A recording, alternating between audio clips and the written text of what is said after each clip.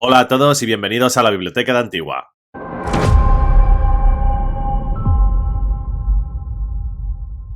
Soy curador y hoy vamos a explorar la fascinante historia de Ser Barristan en Vientos de Invierno, cubriendo Barristan 1, capítulo que fue prepublicado en El Mundo de Hielo y Fuego, además de en algunas versiones de Danza de Dragones. Como siempre, la traducción es mía, así que es posible que encontréis pequeños errores. De ser así, no dudéis en hacérmelo saber. Además, como siempre, el día que veamos Vientos de Invierno, este capítulo podría ser completamente diferente, pero trabajamos con lo que tenemos.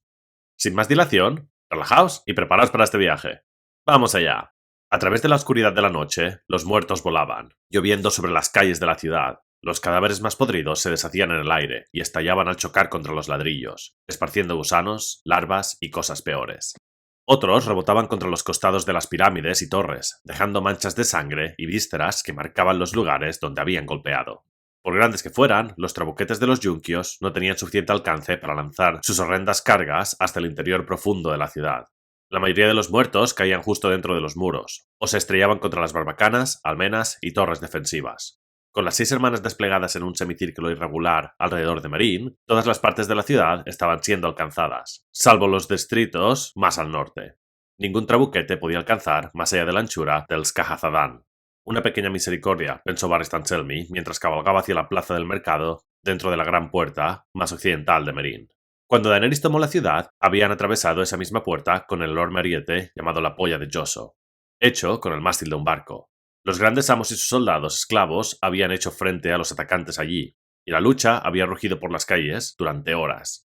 Cuando la ciudad cayó por fin, cientos de muertos y moribundos cubrían la plaza. Ahora, una vez más, el mercado era un escenario de carnicería, aunque estos muertos venían montando la yegua pálida. De día, las calles de ladrillo de Meereen mostraban medio centenar de tonalidades, pero la noche las convertía en retales de negro, blanco y gris. La luz de las antorchas brillaba en los charcos que había dejado las recientes lluvias, y pintaba líneas de fuego en los yelmos, grebas y corazas de los hombres. Ser Barristan Selmy cabalgaba lentamente entre ellos. El viejo caballero vestía la armadura que su reina le había regalado, una armadura de acero esmaltado en blanco, con filigranas e incrustaciones de oro. La capa, que le caía de los hombros, era blanca como la nieve de invierno, igual que el escudo colgado en su silla de montar. Bajo él iba la yegua plateada de la reina, la misma que Khal Drogo le había regalado el día de su boda. Era presuntuoso, lo sabía, pero si Daenerys no podía estar con ellos en su hora de peligro, Ser Barristan esperaba que la visión de su plata en la refriega animara a sus guerreros, recordándoles quién y qué defendían. Además, la plata llevaba años en compañía de los dragones de la reina, y se había acostumbrado a su vista y su olor. No se podía decir lo mismo de los caballos de sus enemigos. Con él cabalgaban 3 de sus muchachos. Tunkolo portaba el estandarte del dragón de 3 cabezas de la casa Targaryen, rojo sobre negro. Larrague el látigo llevaba el estandarte blanco bifurcado de la Guardia Real, 7 espadas de plata rodeando una corona dorada. Al Cordero Rojo, Selmy le había confiado un gran cuerno de guerra con aros de plata para hacer sonar las órdenes en el campo de batalla. Sus otros escuderos permanecían en la Gran Pirámide. Pelearían otro día, o no pelearían en absoluto. No todos los escuderos estaban destinados a ser caballeros. Era la hora del lobo, la más larga y oscura de la noche. Para muchos de los hombres reunidos en la plaza del mercado, sería la última noche de sus vidas. Bajo la imponente fachada de ladrillo del antiguo intercambio de esclavos de Meereen, 5000 inmaculados estaban formados en 10 largas líneas. Permanecían tan inmóviles como si hubieran sido tallados en piedra, cada uno con sus 3 lanzas, su espada corta y su escudo. La luz de las antorchas relucía sobre las púas de sus yelmos de bronce, y bañaba los rostros lampiños que se ocultaban debajo. Cuando un cadáver caía girando entre ellos, los eunucos simplemente se apartaban, dando los pasos justos, y volvían a cerrar filas. Todos estaban de pie, incluso sus oficiales. Gusano Gris, el primero entre ellos, marcado por las 3 púas de su yelmo. Los cuervos de tormenta se habían reunido bajo la galería de los mercaderes en el lado sur de la plaza, donde los arcos les ofrecían cierta protección contra los muertos. Los arqueros de Jaqen tensaban las cuerdas de sus arcos mientras el Barristan pasaba montado. El viudo estaba sentado sobre un enjuto caballo gris, con el escudo en el brazo y su hacha de batalla con púas en la mano. Un abanico de plumas negras brotaba de la sien de su medio yelmo de hierro, y a su lado un muchacho sujetaba el estandarte de la compañía. Una docena de jirones negros ondeando desde una alta asta, coronada por un cuervo tallado en madera. También habían acudido los jinetes. Ago y Rácaro habían llevado la mayor parte del pequeño calasar de la reina al otro lado del Skahazadán, pero el viejo Jacarrán medio lisiado Romo había reunido a duras penas una veintena de jinetes entre los que habían quedado atrás. Algunos eran tan viejos como él, muchos marcados por viejas heridas o deformidades. El resto eran muchachos imberbes, mocosos en busca de su primer cascabel y del derecho a trenzarse el cabello. Se arremolinaban cerca de la desgastada estatua de bronce del forjador de cadenas, nerviosos por partir, haciendo danzar sus caballos cada vez que un cadáver caía girando desde lo alto. No muy lejos de ellos, alrededor del espantoso monumento que los grandes amos llamaban la aguja de cráneos, se habían congregado varios cientos de luchadores de los fosos. Selmy distinguió entre ellos al gato moteado. A su lado estaba Izoque, el intrépido, y en otros puntos Senera la serpiente, Camarrón del conde, el carnicero jaspeado, Togosh, Marigo, Orlos el gaterino, incluso Gohor, el gigante, estaba allí, alzándose sobre los demás como un hombre entre niños. Al parecer, la libertad significaba algo para ellos, después de todo. Los luchadores de los fosos habían mostrado más afecto por Hithar que el que jamás demostraron por Daenerys, pero Selmy se alegraba de tenerlos con él igualmente. Incluso algunos llevaban armadura, observó. Tal vez su derrota de Karath les hubiese enseñado algo.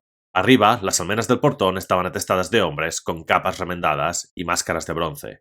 Cabeza Afeitada había enviado sus bestias de bronce a los muros de la ciudad para liberar a los Inmaculados y que pudieran tomar el campo. Si la batalla se perdía, correspondería a Skahaz y a sus hombres defender Meereen de los Yunkios, hasta que la reina Daenerys regresara, si es que alguna vez lo hace. Al otro lado de la ciudad, en otras puertas, también habían reunido fuerzas. Tal Torak y sus escudos firmes se habían concentrado junto a la puerta oriental, a veces llamada la puerta de la colina o la puerta de Kizai, ya que los viajeros que se dirigían al azar por el paso de Kizai siempre salían por allí. Marcelain y los hombres de la madre se habían apostado junto a la puerta del sur, la puerta amarilla. Los hermanos Libres y Silmon Espalda Rayada tenían a su cargo la puerta del norte, frente al río. Ellos tendrían la salida más fácil, sin enemigos ante ellos, salvo unos pocos barcos. Los Yunkios habían colado 2 legiones Kiskaris al norte, pero estaban acampadas al otro lado del Skahazadán, con todo el ancho del río entre ellos y los muros de Meereen. El campamento principal de los Yunkios se extendía al oeste, entre los muros de Meereen y las cálidas aguas verdes de la Bahía de los Esclavos. Allí se alzaban 2 de los trabucos, uno junto al río y el segundo frente a las puertas principales de la ciudad, defendido por una ventana de maestros sabios de Yunkai, cada uno con sus propios contingentes de esclavos armados. Entre las grandes máquinas de asedio se hallaban los campamentos fortificados de 2 legiones Kiskaris. La Compañía del Gato tenía su campamento entre la ciudad y el mar. El enemigo contaba también con honderos tolosis, y en algún lugar de la noche se ocultaban 300 ballesteros elirios. Demasiados enemigos, cavilaba Ser Barristan. Su número, sin duda, jugará en nuestra contra. Este ataque contradecía todos los instintos del viejo caballero. Los muros de Meereen eran gruesos y fuertes. Dentro de ellos, los defensores contaban con todas las ventajas. Y sin embargo, no tenía más remedio que llevar a sus hombres directamente contra las líneas de asedio yunquias, frente a enemigos mucho más numerosos y mejor posicionados. El Toro Blanco lo habría llamado una locura. También le habría advertido contra confiar en mercenarios. Así hemos acabado, mi reina, pensó Ser Barristan. Nuestro destino depende de la codicia de un mercenario. Camarrón, Gohor y el gato moteado por parte de los luchadores de los fosos. Conocéis nuestro plan de ataque, dijo el caballero blanco cuando se reunió con los capitanes. Vuestra ciudad, vuestro pueblo, nuestras vidas. El príncipe desgarrado nos tiene a todos en sus manos manchadas de sangre. Incluso si su mejor esperanza no era más que una esperanza vana, Selmy sabía que no tenía otra opción. Podría haber defendido Meereen durante años contra los yunquios, pero no podría resistir ni un mes contra la yegua pálida galopando por sus calles. Un silencio expectante cayó sobre la plaza del mercado cuando el viejo caballero y sus portaestandartes cabalgaron hacia la torre de la puerta. Selmy podía oír el murmullo de miles de voces, el resoplido de los caballos, sus relinchos, el raspar de los cascos herrados sobre los ladrillos desmoronados, el tenue tintinar de las espadas y escudos. Todo parecía amortiguado y distante, no era silencioso, sino ese susurro contenido que precede al grito. Las antorchas chisporroteaban y desprendían humo, llenando la oscuridad con una luz naranja temblorosa. Miles de ojos se volvieron a un mismo tiempo para observar cómo el viejo caballero giraba su montura a la sombra de las grandes puertas reforzadas con hierro. Barristan Selmy sentía sus miradas sobre él. Los capitanes y comandantes avanzaron para reunirse con él. Jok'in y el viudo, por los cuervos de tormenta. Las cotas de anillas repiqueteaban bajo sus capas descoloridas. Gusano Gris, Lanza Segura y Mataperros por los Inmaculados, con sus yelmos de bronce con púa y armaduras acolchadas. Romo por los Dothrakis. Camarrón, Gogor y el gato moteado por los luchadores de los fosos. Conocéis nuestro plan de ataque, dijo el caballero blanco cuando los capitanes se reunieron a su alrededor. Golpearemos primero con la caballería, en cuanto se abran las puertas. Cargad con fuerza y sin deteneros, directamente contra los soldados esclavos. Cuando las legiones se formen, rodeadlas. Atacad por la retaguardia o los flancos, pero no os enfrentéis de frente a sus lanzas. Recordad vuestros objetivos. El trabuco, dijo el viudo, el que los yunquios llaman Harridan. Tomadlo, derribadlo o quemadlo. Jok'in asintió. Atravesad con flechas a tantos nobles como podáis, y quemad sus tiendas, las grandes, los pabellones. Matar muchos hombres, añadió Romo. No tomar esclavos. Ser Barristan se giró en la silla de montar. Gato, Cojor, Camarrón. Vuestros hombres avanzarán a pie. Se os conoce como luchadores temibles. Intimidadles. Gritad. Rugid. Para cuando lleguéis a las líneas yunquias, nuestros jinetes deberían haber abierto una brecha. Seguidlos por ella, y causad toda la matanza que podáis. Donde podáis, perdonad a los esclavos y derribad a sus amos, a los nobles y oficiales. Retiraos antes de quedar rodeados. Gohor se golpeó el pecho con el puño. Gohor no retrocede, nunca. Entonces Gohor morirá, pensó el viejo caballero, y pronto, pero aquel no era ni el momento ni el lugar para discutir. Lo dejó pasar y continuó. Estos ataques deberían distraer a los yunquios lo suficiente como para... Su voz se desvaneció por un instante. Sabía bien dónde se decidiría aquella batalla. Si los comandantes yunquios tenían algo de sentido común, enviarían a su caballería contra los Inmaculados antes de que pudieran formar en línea, cuando aún eran vulnerables. Su propia caballería tendría que impedirlo, aunque solo fuera el tiempo suficiente para que los Inmaculados cerrasen filas y alzasen sus murallas de lanzas. Al sonido de mi cuerno, prosiguió, Gusano Gris avanzará en línea y barrerá a los esclavistas y sus soldados. Puede que una o más legiones Giscaris salgan a nuestro encuentro, escudo contra escudo, lanza contra lanza. Esta batalla la ganaremos con certeza. Oye, dijo Gusano Gris, se hará como decís. Escuchad mi cuerno, les ordenó Ser Barristan. Si escucháis la señal de retirada, retroceded. Nuestros muros estarán tras nosotros, llenos de bestias de bronce. Nuestros enemigos no se atreverán a acercarse demasiado, o se verán dentro del alcance de nuestras ballestas. Si oís la señal de ataque, avanzad de inmediato. Reuníos bajo mi estandarte o el de la reina, señaló los estandartes que portaban Tuncoló y Larrac. El caballo del viudo se desplazó hacia su izquierda. ¿Y si tu cuerno enmudece, ser caballero? ¿Y si tú y esos mozalbetes verdes sois abatidos? Era una pregunta justa. Ser Barristan tenía la intención de ser el primero en atravesar las líneas yunquias. Bien podría ser el primero en morir. Así solía ser. Si caigo, el mando será tuyo. Después de ti, Jokin. Luego, Gusano Gris. Podía haber añadido, si todos morimos, el día está perdido. Pero todos lo sabían, sin duda, y ninguno de ellos quería oírlo en voz alta. Nunca hables de la derrota antes de la batalla, le había dicho una vez el Lord Comandante Hightower, porque los dioses podrían estar escuchando. ¿Y si damos con el capitán?, preguntó el viudo. Dario Naharis. Dadle una espada y seguidlo. Aunque Barristan no sentía ni afecto ni la confianza por el amante de la reina, no dudaba ni de su coraje ni de su habilidad con las armas. Y si moría heroicamente en combate, tanto mejor. Si no hay más preguntas, añadió, volved con vuestros hombres y rezad a cualquier dios en el que creáis. El amanecer no tardará. Un amanecer rojo, dijo Jokin, de los cuervos de tormenta. Un amanecer de dragón, pensó Ser Barristan. Había hecho sus propias plegarias más temprano, mientras sus escuderos le ayudaban a enfundarse la armadura. Sus dioses estaban lejos, al otro lado del mar, en poniente. Pero si los septones decían la verdad, los 7 velaban por sus hijos, allá donde estuvieran. Ser Barristan había rezado a la anciana, suplicándole un poco de su sabiduría para poder guiar a sus hombres hacia la victoria. A su viejo amigo el guerrero le pidió fuerza, a la madre misericordia, en caso de caer, al padre que protegiera a sus muchachos, esos escuderos medio entrenados, que eran lo más parecido a unos hijos que jamás conocería, y por último, inclinó la cabeza ante el desconocido. Vienes por todos los hombres al final, rezó, pero si te place, déjanos hoy y recoge en su lugar los espíritus de nuestros enemigos. Más allá de los muros de la ciudad, se oía a lo lejos el sordo golpe de un trabuco al disparar. Hombres muertos y miembros desmembrados caían girando desde la oscuridad. Uno se estrelló entre los luchadores del foso, salpicándolos con huesos secos y carne. Otro rebotó sobre la cabeza de bronce desgarrada del forjador de cadenas y rodó por su brazo hasta caer al suelo con un chapoteo húmedo. Una pierna hinchada cayó en un charco a apenas 3 metros de donde Selmy esperaba sobre el caballo de su reina. La yegua pálida, murmuró Tuncolo. Su voz era espesa y sus ojos, oscuros, brillaban sobre el rostro negro. A continuación, dijo algo en la lengua de las Islas del Basilisco, que bien podría haber sido una plegaria. Ser Barristan se dio cuenta. Teme más a la yegua pálida que a nuestros enemigos. Los demás también estaban asustados. Tan valientes como pudieran parecer, ninguno se había manchado aún en combate. Giró su yegua plateada. Agrupaos a mi alrededor, hombres. Cuando acercaron sus caballos, les dijo, sé lo que sentís, yo mismo lo he sentido 100 veces. Respiráis más rápido de lo normal.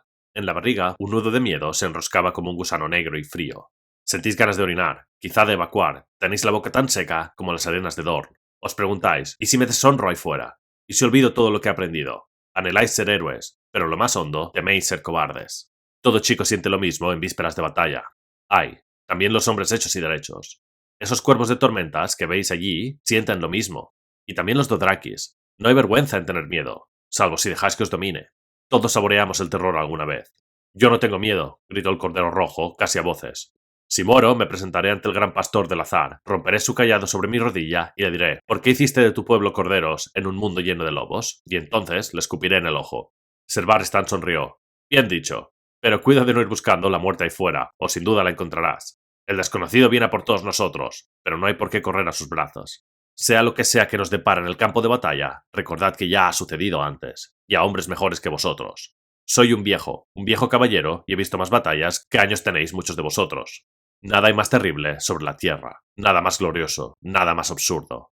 Puede que vomitéis, no seréis los primeros. Puede que se os caiga la espada, el escudo, la lanza, a otros les ha pasado. Recogedla y seguid luchando. Puede que os manchéis los calzones. Yo lo hice en mi primera batalla. A nadie le importará, todos los campos de batalla huelen a mierda. Puede que gritéis por vuestra madre, recéis a dioses que pensabais habíais olvidado, o soltéis obscenidades que jamás habríais creído capaces de pronunciar. Todo eso ha ocurrido también. Algunos hombres mueren en cada batalla. La mayoría sobrevive. En cada taberna del este, o del oeste, en cada tugurio de vino, hay viejos sentados que reviven sin fin las guerras de su juventud. Sobrevivieron a sus batallas. Vosotros también podéis. Y de esto podéis estar seguros. El enemigo ante vosotros es solo otro hombre, y lo más probable es que esté tan asustado como vosotros. Odiadlo si debéis, amadlo si podéis, pero alzad la espada y hacedla caer, y seguid cabalgando. Por encima de todo, no os detengáis. Somos pocos para ganar la batalla. Cabalgamos para sembrar el caos, para dar a los Inmaculados tiempo suficiente para tomar su muro de lanzas. Nosotros... Larrax señalaba con el estandarte de la Guardia Real, mientras de mil bocas surgió un murmullo sin palabras. Al otro lado de la ciudad, donde los escalones sombríos de la gran pirámide de Merín se alzaban 800 pies hacia un cielo sin estrellas, había surgido una luz donde antes alzaba la arpía. Una chispa amarilla en el ápice de la pirámide que titiló y se desvaneció. Por medio latido, Ser Barristan temió que el viento la hubiera apagado. Pero volvió, más brillante, más fiera. Las llamas giraban, ahora amarillas, ahora rojas, ahora naranjas, alargándose, arañando la oscuridad. Al este, tras las colinas, despuntaba el amanecer. Otra marea de voces estalló. Otros 1000 hombres miraban, señalaban, se colocaban los yelmos, alcanzaban sus espadas y hachas. Ser Barristan oyó el traqueteo de las cadenas. El rastrillo se estaba alzando. Después vendría el chirrido de los goznes de la gran puerta de hierro. Era la hora. El cordero rojo le tendió su yelmo alado. Ser Barristan Selmy se lo caló. Lo aseguró al gorjal, alzó el escudo y metió el brazo en las correas. El aire tenía un sabor extrañamente dulce. No hay nada como la cercanía a la muerte para hacer que un hombre se sienta vivo. «Que el guerrero nos proteja a todos», dijo a sus muchachos. «Haced sonar el ataque». «Que el guerrero nos proteja a todos. Haced sonar el ataque». Están de nuestro lado. Los mercenarios no se dieron a enfrentar su carga, porque ya estaban enzarzados con los hombres del hierro. Como Bailo rompedor de lanzas y el príncipe Maekar, el martillo y el yunque. Los tenemos, los tenemos. Y hasta aquí llega Barristan 1. Espero que lo hayáis disfrutado. Por supuesto, volveremos con Barristan 2 y el resto de los capítulos más pronto que tarde. Gracias a todos por escucharme. Si queréis ayudar al canal, lo mejor que podéis hacer es darle a suscribir y dejadnos un comentario con qué temas queréis que tratemos en el futuro. Además, si queréis ayudarnos de forma más directa, considerad haceros miembros del canal. De verdad que se aprecia muchísimo. ¡Hasta pronto!